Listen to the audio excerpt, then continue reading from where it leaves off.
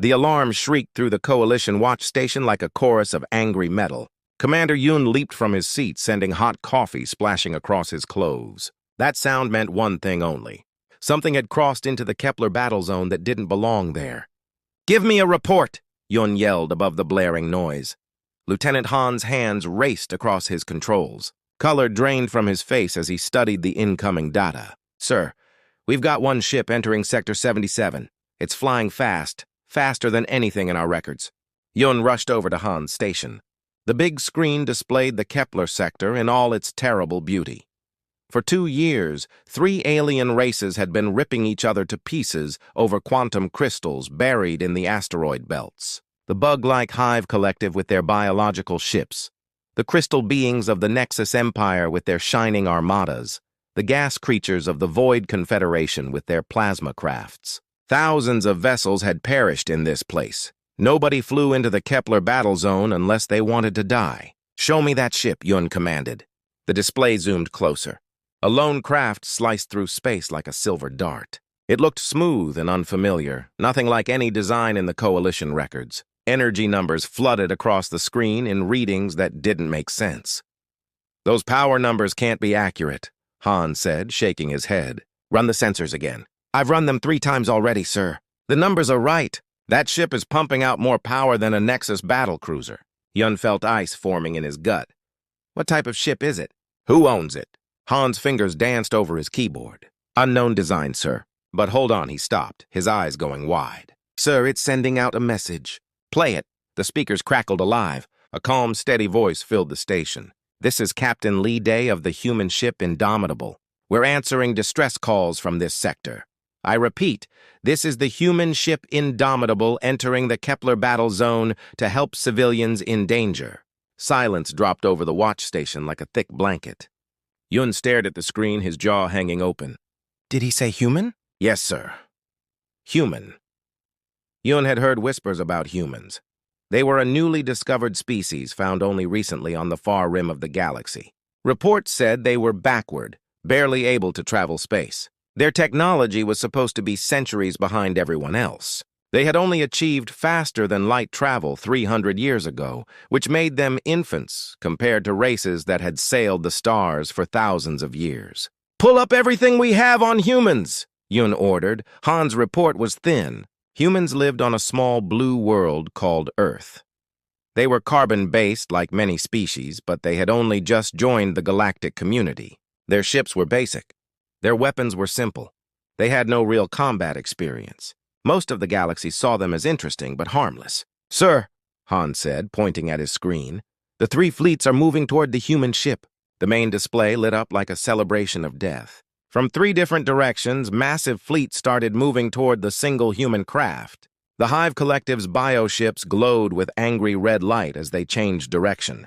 Living creatures the size of cities, bred for war, with teeth like mountains and claws that could slice through starship metal. 200 of them turned toward the human ship like sharks catching the scent of blood. From the crystal fields came the Nexus Empire's fleet. 150 ships made of solid crystal, each one beautiful and lethal.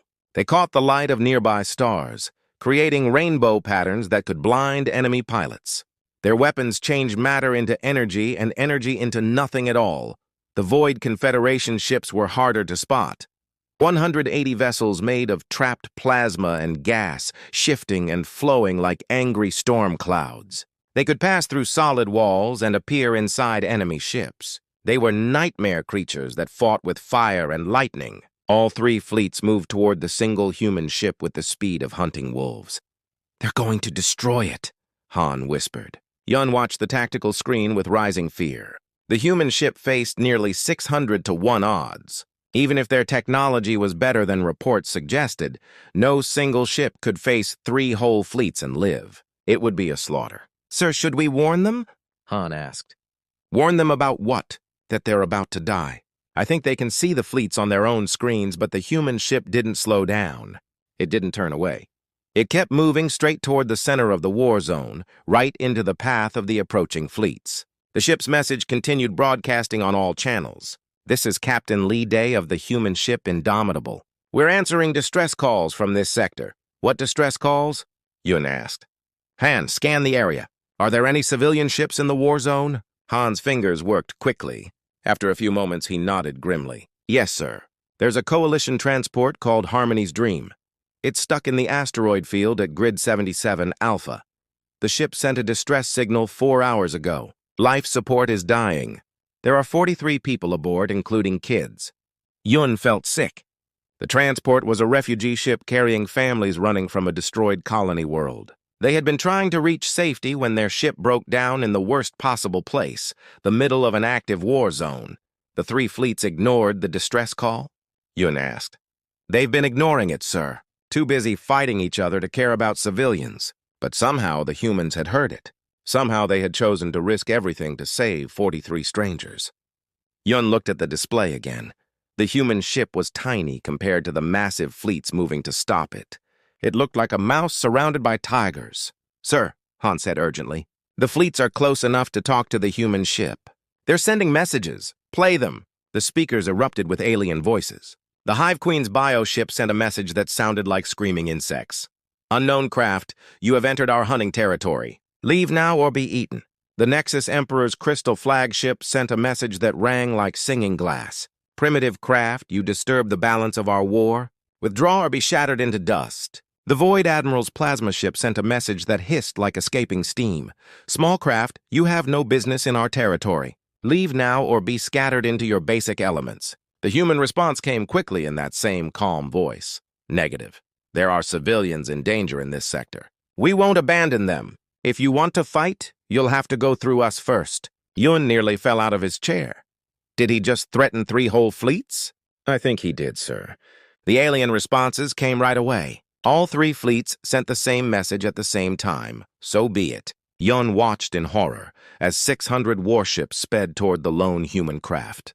The most powerful fleets in this part of the galaxy, each one able to destroy planets, all focused on a single target. It would be over in minutes, but the human ship kept moving straight toward the trapped civilian ship.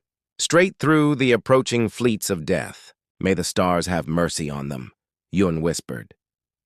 On his screen, the tactical display showed the human ship as a single green dot surrounded by an ocean of red enemy contacts. In a few minutes, that green dot would vanish forever, and 43 civilians would die alone in the darkness unless something impossible happened, unless the humans were not what they appeared to be. Captain Lee Day stood on the bridge of the Indomitable, watching enemy ships appear on his tactical display like angry red stars. He was a tall man with steady eyes and hands that never trembled, even when death came calling around him. His crew worked with the quiet skill of people who trusted each other completely. Captain, said Navigator Kim So, her voice calm despite the chaos on her screens. We're detecting massive fleet movements. The Hive Collective is sending 200 bioships. The Nexus Empire has 150 crystal battleships. The Void Confederation is launching 180 plasma ships. They're all heading straight for us? Lee Day nodded as if Kim had just told him about the weather and the distress signal. Still sending from the civilian transport Harmony's Dream, replied Weapons Officer Park Jin from his station. 43 souls aboard, including kids. They're trapped in the asteroid field at Grid 77 Alpha. Life support is dying fast. Chief Engineer Choi Min looked up from her console. Captain, at our current speed, we can reach them in 18 minutes. But the enemy fleets will catch us in 12. Lee studied the tactical display. Any military school in the galaxy would call this situation hopeless. 600 enemy ships against 1. No backup, no escape path, no chance of survival. But Lee Day hadn't graduated from just any military school. He had graduated from the Human Naval Academy on Earth, where they taught different lessons. Time to contact Mr. Park. The lead ships will be close enough to talk in 4 minutes, sir. Lee walked to the center of the bridge. Through the clear aluminum windows, he could see the distant flashes of the approaching fleets. The Hive bioships pulsed with glowing warnings, looking like giant jellyfish swimming through space. The Nexus crystal ships caught starlight and threw it back in deadly rainbows. The Void plasma ships flickered in and out of sight like angry ghosts. Mr. Kim, plot the most direct path to the civilian ship. Sir, that will take us right through the middle of all 3 fleets. I know. Kim's fingers flew across her navigation console. Path plotted, Captain, but sir, shouldn't we try to go around them? Find another route? Lee Day shook his head. Every minute we wait is another minute those civilians are dying. We go through. The bridge fell silent except for the quiet hum of the ship systems. Dr. Nam, the chief medical officer, had come up from sick bay to watch. She stood near the back of the bridge, her medical bag in hand, ready for whatever came next. "Incoming transmission," Park Jin announced. "All 3 fleet commanders are calling us at the same time. Put them through." The main screen split into 3 sections. On the left appeared the Hive Queen, a creature so alien that human eyes could barely understand what they were seeing. She was part insect, part machine, part something else entirely. Her voice sounded like 1,000 angry wasps. "Unknown craft, I am Queen Vex of the Hive Collective. You have entered our hunting territory. Our bioships hunger for battle. Leave now or become food for our living ships." On the right side of the screen appeared the Nexus Emperor, a being made of living crystal that reflected light in patterns that hurt to look at directly. His voice rang like singing glass. "Primitive craft, I am Emperor Chris of the Nexus Empire. You disturb the balance of our war song. Our crystal ships shall shatter you into dust if you do not withdraw now." In the center of the screen, the Void Admiral appeared. He was made of trapped plasma and gas, constantly shifting and changing shape. His voice hissed like escaping steam. "Small ship, I am Admiral Nex of the Void Confederation. You have no business in our territory. Our plasma weapons will scatter you into your basic elements unless you leave at once." Li Day looked at the 3 alien commanders. Each one represented a civilization that had conquered entire star systems. Each one commanded fleets that could turn planets into dust. Each one was used to having their orders followed without question. "This is Captain Li Day of the human ship Indomitable," he said calmly. "We have received a distress call from civilians trapped in this sector. We're going to help them." Queen Vex's insect features twisted in what might have been amusement. "Human, we have heard of your species. You are new to space, weak. Your ships are toys compared to ours." Emperor Chris's crystal form pulsed with rainbow light. "Your ship reads as a single craft. We bring 600. Simple math suggests your immediate destruction." Admiral Nex's plasma body swirled angrily. "There are no civilians here. Only war, only death. You will join the death unless you run." Li Day's face didn't change. "With respect, we have confirmed the location of the civilian transport Harmony's Dream. 43 people are aboard, including kids. Their life support is dying. We won't abandon them." The 3 alien commanders exchanged looks. In all their years of warfare, they had never met anything like this. A single ship facing impossible odds, refusing to retreat. It made no tactical sense. "Human," Queen Vex said, her voice dripping with contempt, "your ship will be destroyed. Your crew will die. You can't save these civilians if you're dead." "Perhaps," Lee replied, "but we're going to try anyway." Emperor Chris leaned forward, his crystal features showing confusion. "Why, these civilians are not your species. They mean nothing to you. Why die for strangers?" Li Day was quiet for a moment. When he spoke, his voice carried the weight of humanity's greatest truth. "Because it's the right thing to do." The alien commanders stared at him. In their languages, there were no words for this idea. The Hive fought for food and territory. The Nexus fought for order and perfection. The Void fought for chaos and expansion, but fighting for strangers, dying for people you had never met, giving up everything for the sake of doing right. This was something new. Admiral Nex recovered first. "Your bravery is noted, human, but it changes nothing. Withdraw now or face the combined might of 3 fleets." "Negative," Li Day said firmly. "We won't abandon civilians in danger. If you want to fight us, you'll have to go through us first." The silence that followed was deafening. On the bridge of the Indomitable, the crew waited. They knew what was coming. They had all volunteered for this mission, knowing it was probably suicide. But they also knew that 43 people were counting on them. Queen Vex spoke first, her voice full of rage. "Then you choose death, human. Our bioships will tear your craft apart." Emperor Chris's crystal form blazed with light. "Your atoms will be scattered across space, a monument to foolishness." Admiral Nex's plasma body writhed with anticipation. "We shall see how brave you remain when our weapons find their mark." The screen went dark. The 3 fleet commanders had ended the transmission. Around the Indomitable, 600 enemy ships began moving into attack formation. "All hands, this is the captain," Li Day announced over the ship's communication system. "We are about to engage superior numbers in defense of civilian lives. Remember your training, trust your shipmates, Do your duty, and know that whatever happens here today, we stand on the right side of history. Choi Min looked up from her engineering station. Captain, all systems are green. We're ready for whatever comes. Park Jin checked his weapons console. Defensive systems online, weapons charged and ready. Kim plotted their final approach to the civilian ship. Path confirmed. Captain, we'll reach the Harmony's Dream in 14 minutes. Dr. Nam moved to her emergency station. Medical team standing by? Lee Day took a seat in the captain's chair. Through the viewports, he could see the enemy fleet spreading out like a net of death. In a few minutes, the shooting would start. Ships would die, people would die, but 43 civilians would have a chance to live. Take us in, Mr. Kim, full speed ahead. The Indomitable raced toward the heart of the storm, carrying humanity's promise into the darkness that no one fights alone. The first shots came from the Hive Collective. Bioplasma cannons that were actually living organs fired streams of acid that could eat through Starship. Metal in seconds. The green death reached across space toward the Indomitable like the fingers of some space monster. Incoming fire, Park Jin announced calmly. Bioplasma, multiple directions, evasive moves, ordered Captain Lee Day. What happened next defied everything the galaxy knew about space combat. The Indomitable didn't dodge the incoming fire in the traditional sense. Instead, it seemed to dance. The ship moved in patterns that should have been impossible for something so large, flowing between the plasma streams like water flowing around rocks. On the Hive Queen's bioship, tactical officers stared at their screens in confusion. My queen, the human craft is not following standard evasion patterns. It moves as if it knows where our shots will be before we fire them. Queen Vex's insect eyes focused on the tactical display. Impossible. No ship can predict bioplasma paths. Fire again. Full spread.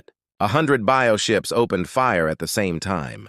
The space around the Indomitable filled with deadly green plasma. Any normal ship would have been vaporized instantly. But the human craft moved through the storm of death like a leaf in the wind, untouched and graceful. On the bridge of the Indomitable, Navigator Kim worked with inhuman precision. Her fingers flew across the navigation controls, plotting paths that existed for mere seconds before changing again. Captain, their weapons are organic. They follow biological patterns. I can predict their firing solutions. How? Asked Dr. Nam, gripping her medical station as the ship rolled through another impossible move. Evolution, Doctor. Every living thing follows patterns. Even their weapons. I can see the patterns. The Nexus Empire fired next. Crystal beams that could cut through matter at the atomic level lanced toward the Indomitable. These weapons moved at the speed of light. There should have been no way to avoid them. But the human ship's hull began to change. Sections that had appeared to be normal armor suddenly shifted, revealing crystal-like surfaces that caught the Nexus beams and bent them away harmlessly. The deadly light scattered into harmless rainbows. Emperor Chris watched in disbelief from his crystal flagship. How do they have crystal technology? Our intelligence report said humans were primitive. His science officer, a creature made of pure gemstone, pulsed with confusion. Emperor, those are not Nexus crystals. The structure is different. It appears to be some form of adaptive armor. Adaptive. Explain. The armor changes its properties based on incoming weapons. It becomes crystal to deflect energy beams, metal to stop projectiles, and something else entirely to absorb plasma. The Void Confederation's plasma cannons opened fire from the third direction. These weapons turned matter into pure energy and hurled it across space at incredible speeds. The orange-red beam should have turned the Indomitable into glowing vapor. Instead, the human ship's hull absorbed the energy. The plasma beam struck the armor and simply vanished as if the ship was drinking the attacks and growing stronger. Admiral Nex's gaseous form writhed with fury. Our plasma has no effect. How is this possible? His tactical officer, a being of controlled lightning, crackled with uncertainty. Admiral, the human craft appears to be converting our weapon energy into power for their own systems. Each shot we fire makes them stronger. The 3 alien fleets had fired thousands of shots. Every weapon they owned had been used against the single human ship. None of it had worked. The Indomitable continued its approach to the civilian transport, seemingly untouchable. But it wasn't just the ship's defenses that amazed the alien commanders. It was the crew themselves. On every alien bridge, panic was setting in. Tactical officers were shouting conflicting orders. Weapons crews were firing randomly. Ship captains were demanding explanations that no one could give. On the bridge of the Indomitable, the atmosphere was completely different. Captain Lee Day sat calmly in his chair, watching the tactical display with the same face he might use to watch a sunset. His crew worked with quiet skill, as if being shot at by 600 ships was just another day at work. Captain Weapons Officer Park Jin reported enemy fire is dropping in accuracy. "I think we're confusing them." "Good," Lee Day replied. "Mr. Park, are our weapons ready?" "All systems green, sir. But, Captain, our primary mission is the civilian rescue. Should we really be shooting back?" Lee Day considered this. In human military teaching, there was an idea called proportional response. You used only the force needed to complete your mission. Target their weapon systems only. Disable, don't destroy. We're not here to start a war. Park Jin nodded and began targeting the nearest enemy ships. The Indomitable's weapon systems came online, and the alien fleets got their first look at human military technology. The human ship didn't fire energy beams or plasma bolts. Instead, it launched what appeared to be simple metal projectiles. The aliens almost laughed. Kinetic weapons were primitive, easy to defend against, but these projectiles moved faster than anything the aliens had ever seen. They struck enemy ships with the force of small nuclear weapons, punching through shields and armor like they were made of paper. Worse, the projectiles seemed to think. They changed path in flight, avoided defensive fire, and struck with surgical precision. A Hive ship found its weapon organs severed by a projectile that had somehow navigated through its internal structure without damaging anything else. Nexus Crystal ship discovered that its main cannon had been neatly removed as if cut by a precise tool. A Void plasma ship watched in amazement as its primary weapon simply stopped working, disabled by a projectile that had somehow passed through its gaseous hull. "What kind of weapons are these?" Queen Vex demanded. Chief Engineer Choi Min, monitoring the weapons systems from the Indomitable's engine room, smiled grimly. "Smart kinetics," she muttered to herself. "Projectiles with AI guidance systems. They learn the target's weaknesses in flight and adapt their approach accordingly." The alien fleets tried to adapt. They changed their attack patterns, modified their formations, and tried new tactics. But every time they changed their approach, the human ship changed with them. It was as if the Indomitable was learning from every exchange, growing smarter and more dangerous with each passing moment. Captain Kim reported, "We're approaching the asteroid field. The civilian transport is 3 minutes away." "Understood." Mr. Park lay down, covering fire. "Keep those fleets at a distance." The Indomitable unleashed its full arsenal for the first time. Kinetic projectiles streaked like silver lightning. Energy shields sprang up around the ship, creating a protective bubble. Missile pods opened along the hull, launching hundreds of smart weapons that spread out like a deadly swarm. The alien fleets tried to respond, but they were facing something they had never met before. Human weapons that adapted and learned. Human tactics that changed faster than they could counter. Human technology that seemed to violate the laws of physics. But most disturbing of all was the human crew itself. While alien crews panicked and made mistakes under pressure, the humans became calmer and more focused. Their impossible situation didn't break them. It made them stronger. Captain Lee Day stood on his bridge watching his ship carve through 600 enemy ships like a sword through silk. He felt no pride, no satisfaction, no bloodlust. He felt only determination. 43 civilians were waiting for rescue, and nothing in the universe would stop him from reaching them. 2 minutes to the transport, Kim announced. "All hands, prepare for docking procedures," Lee Day ordered. Dr. Nam readied the medical teams. "We're going to have injured civilians aboard." In the asteroid field ahead, the civilian transport Harmony's Dream waited in the darkness, its hull cracked and its life support dying. Inside, 43 beings from different worlds held each other and prayed to their various gods for salvation. Behind the Indomitable, 600 alien warships watched in stunned silence as a single human craft accomplished the impossible. They had fired every weapon they owned. They had used every tactic they knew. They had thrown everything they had at one small ship. And they had failed completely. For the first time in galactic history, 3 major fleets had been defeated not by superior numbers or better weapons, but by something else entirely. Something the galaxy had never seen before, the human way of war. The civilian transport Harmony's Dream hung dead in space among the asteroids. Its hull cracked like a broken egg. Emergency lights flickered weakly through the viewports, and wisps of air leaked into the vacuum like the ship's dying breath. Inside, 43 refugees huddled together in the main cargo bay, the only section still holding air. Captain Yu of the Harmony's Dream watched his instruments with rising despair. Life support would fail completely in 23 minutes. The backup power was almost gone.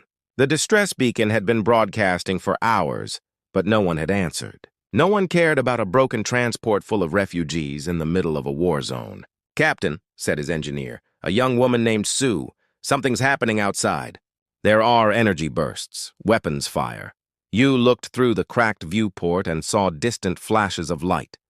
The 3 alien fleets were fighting something, but he couldn't see what. Another ship had entered the war zone, but it was probably just another warship joining the endless battle. Then Sue's instruments lit up like festival fireworks. "Captain, there's a ship approaching. It's heading straight for us." "What kind of ship?" "Unknown design, but Captain, it's broadcasting a message." The speakers crackled to life with a calm, steady voice. "Civilian Transport Harmony's Dream. This is Captain Lee Day of the human ship Indomitable. We have received your distress call. Hold your position. We are coming to help." Yu stared at the speaker in disbelief. Human? Did he say human? In the cargo bay, the refugees stirred with hope. Among them were families from 6 different worlds, all running from the destruction of their home colonies. There were parents holding children, elderly beings helped by younger ones, and medical staff caring for the wounded. They represented different species, some with fur, some with scales, some with crystal skin, but they all shared the same look of desperate hope. "A rescue ship is coming," Yu announced over the internal communications. Human ship, hold together just a little longer. Through the asteroid field, the Indomitable approached like a silver angel. Its hull bore burn marks from the battle with the 3 fleets, but it moved with purpose and grace. Behind it, the alien armadas hung back, their weapons silent. They had learned not to underestimate the human craft. "Transport ship, this is Captain Lee Day. What is your status?" Yu activated his communication system. "Indomitable, this is Captain Yu. We have 43 civilians aboard. Life support dying. Hull breached in 7 sections. We have wounded who need medical attention." "Understood. We are moving to dock with your ship. Prepare for emergency evacuation." The Indomitable maneuvered through the asteroid field with impossible precision.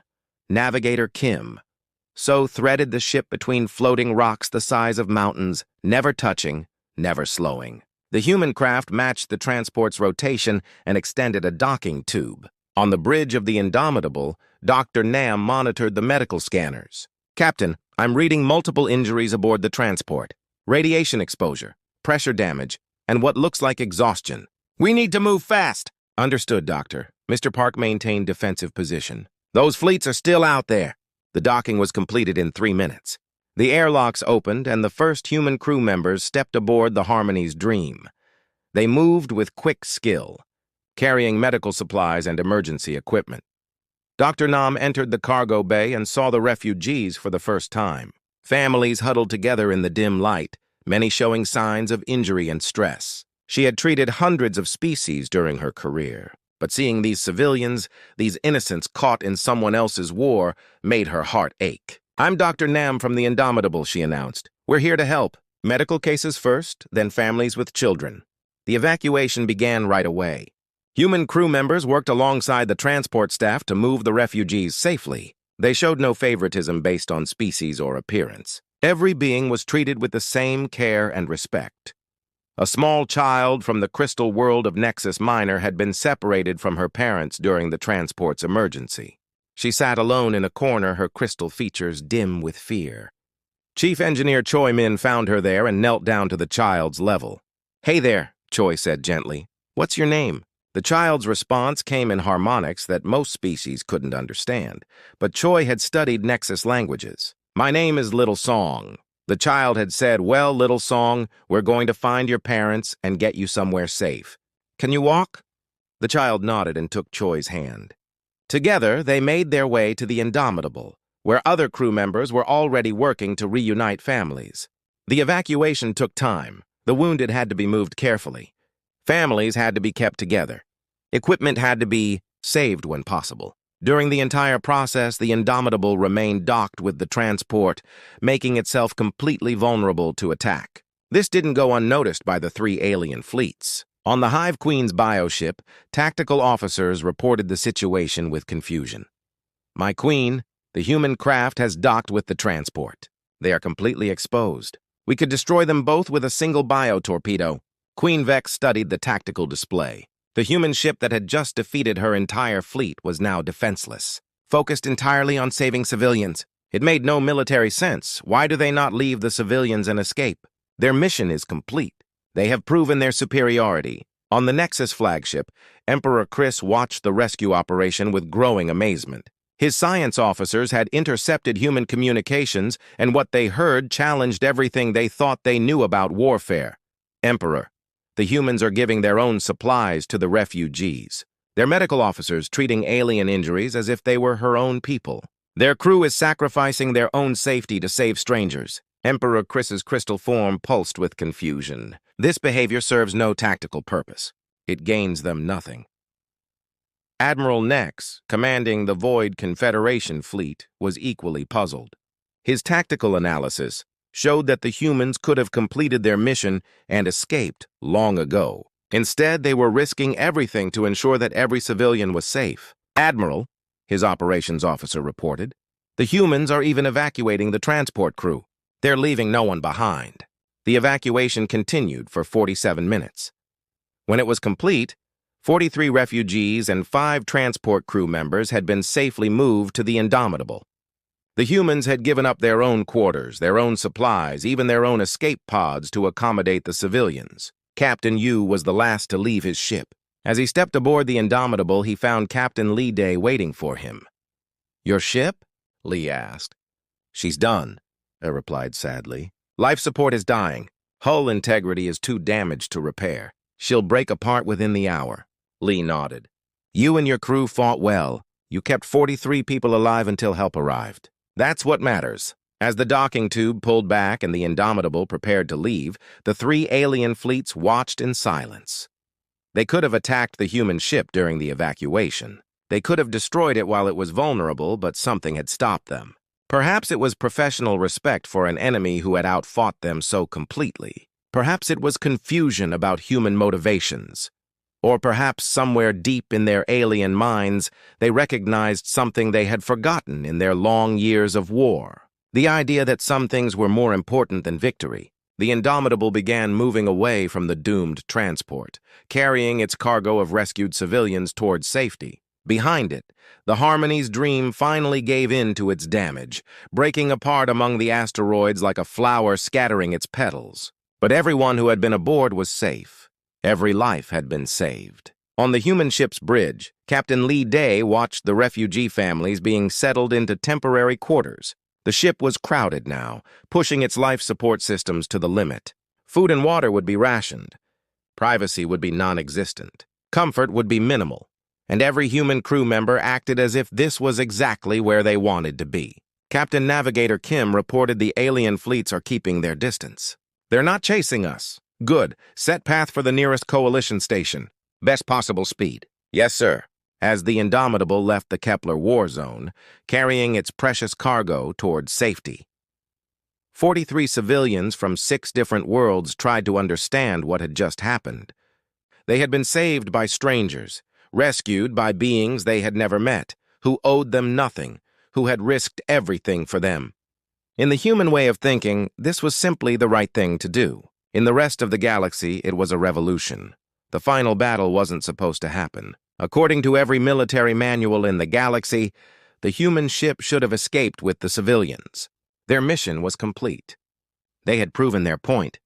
They should have run, but the Indomitable didn't run. As the human craft left the asteroid field with its cargo of refugees, the 3 alien fleets moved to block its path. Not to attack, they had learned that lesson already, but to test something. They wanted to understand what they had witnessed. Captain Lee Day stood on his bridge, watching the alien ships form a wall between his craft and safety.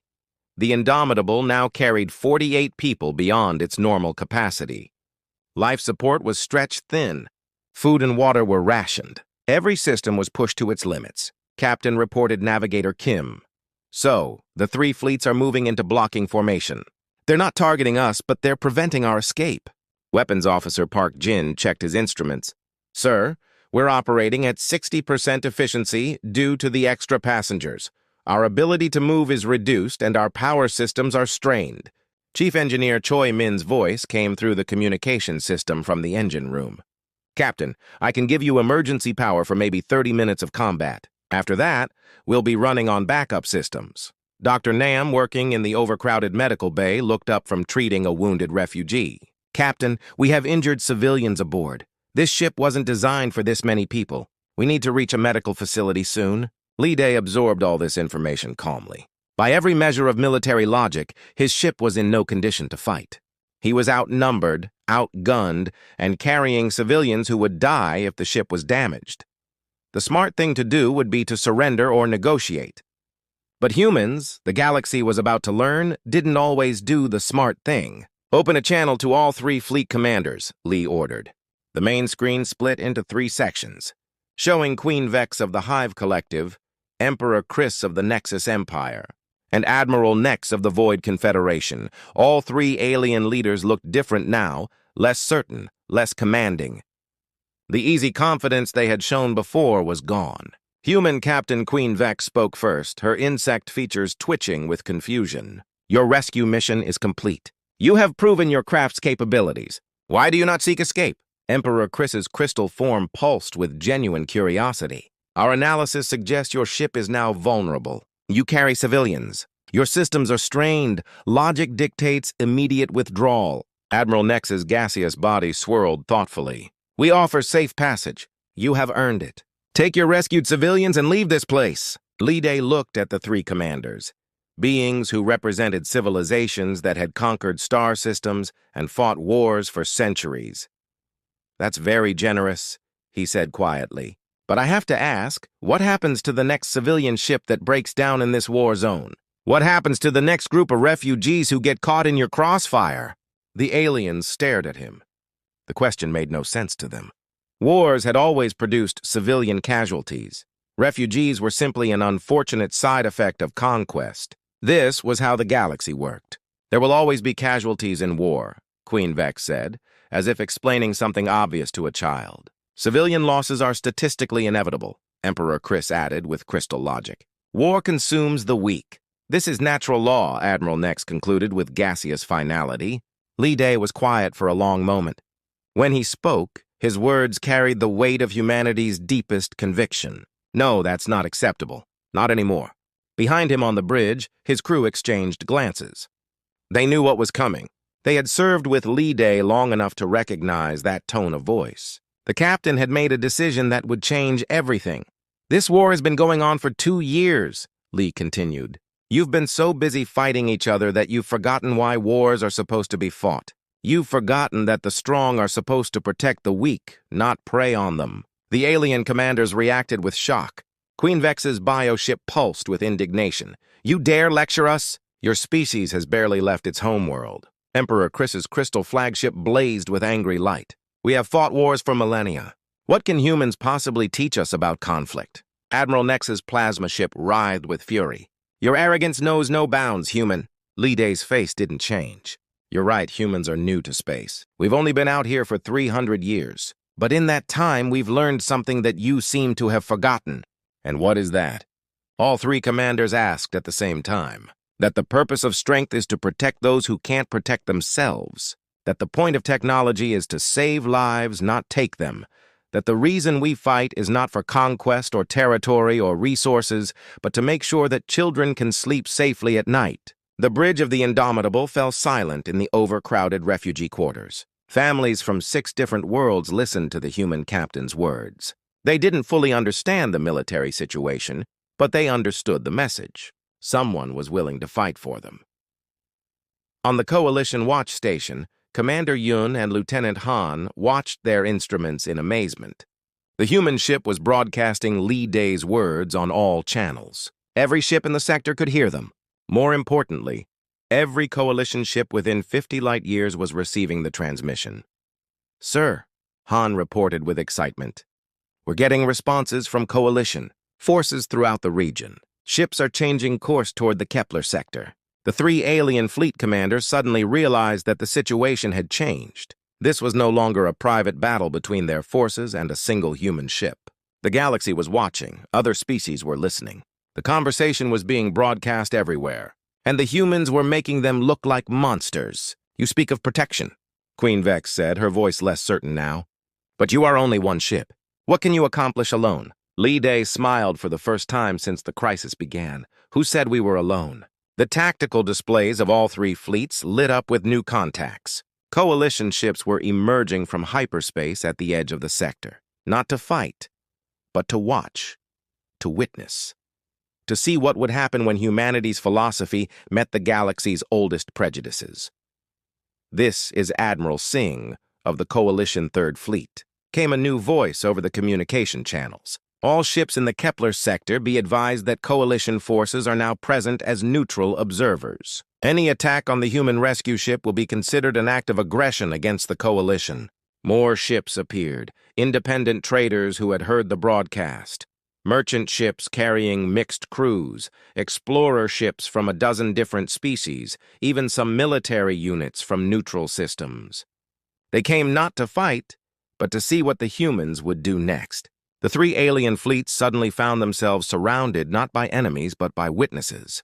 The entire galaxy was watching their next move. Emperor Chris spoke first, his crystal voice uncertain. "Human Captain, what do you propose?"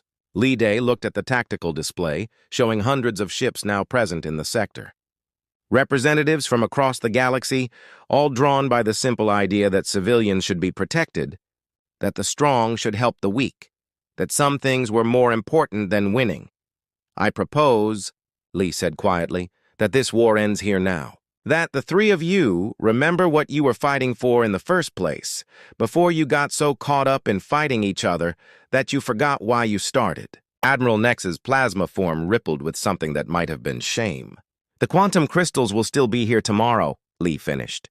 "But if this war continues, how many more civilian ships will break down in your crossfire? How many more refugee families will die while you're busy shooting at each other?" Queen Vex's bioship pulsed with a different rhythm now. "Not aggression, but something else. You suggest what? That we simply stop?" "I suggest that you remember what it means to be the protectors of your people instead of just their warriors." The silence that followed was broken by an unexpected voice. Dr. Nam, speaking from the Indomitable's medical bay. "Captain, I have a patient here who wants to speak." The screen changed to show the medical bay, crowded with refugees from the destroyed transport. A small crystal child, Little Song, whom Engineer Choi had comforted, stepped forward. Her young voice rang with crystal purity. "Emperor Chris, why are you fighting? My homeworld had beautiful crystal gardens. Now they're all broken. When will I be able to go home?" The Emperor's crystal form went completely still.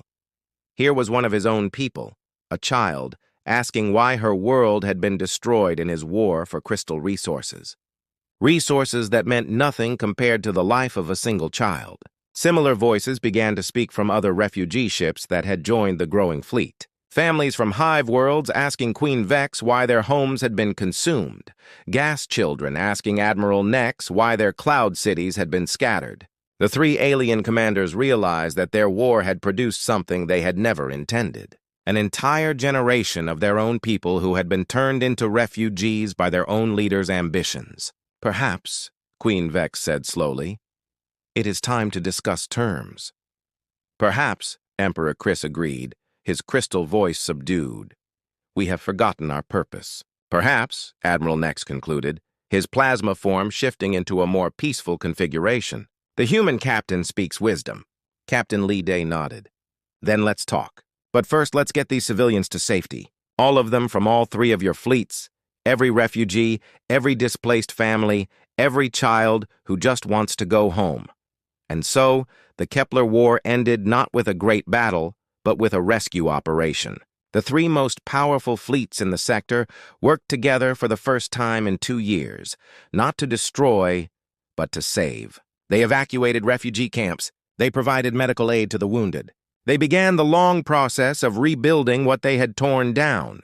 The phrase, "a human warship has entered the war zone," became famous throughout the galaxy. But it wasn't remembered as a warning of destruction. It was remembered as a promise of hope. A promise that said, no matter how dark things get, no matter how hopeless the situation seems, someone will come for you. Someone will fight for you. Someone will remind the galaxy that the strong exist to protect the weak. That was the human way, and the galaxy would never be the same.